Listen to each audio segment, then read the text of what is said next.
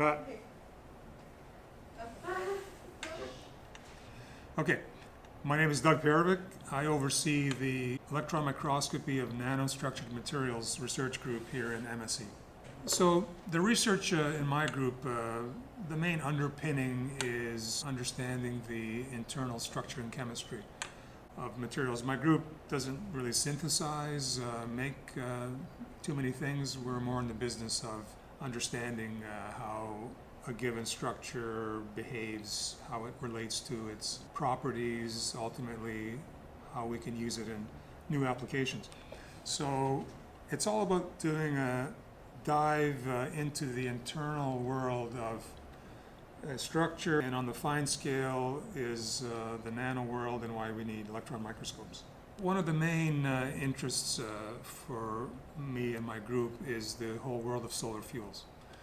You know, can we copy nature as it knows how to do so well in terms of photosynthesis and make materials that essentially do the same thing?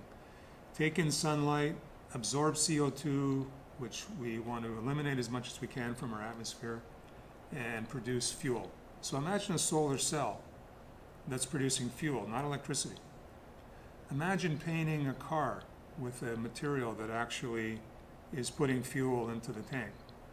That would be nice. Or wearable materials that are generating energy and fuel to whether it's generate heat or electricity to power devices.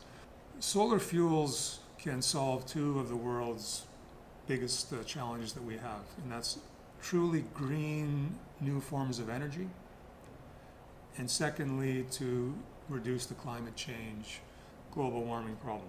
I've also established a research effort in the forensic engineering world, which is actually quite different. Forensic engineering is going backwards, understanding an event, and looking at essentially the history of how you got to some situation and what were the contributing factors that got you there. The difference with forensic engineering is that you don't have years and years to come up with an answer. Often the answer has to come very quickly because there are safety issues or improving codes and standards in engineering. So you need to find a way of how to put the pieces together quickly. You may not have all the answers, but you've got to do the best you can to integrate the pieces of a puzzle and come up with an answer to solve a problem and potentially keep something dangerous from occurring or an issue to happen once again.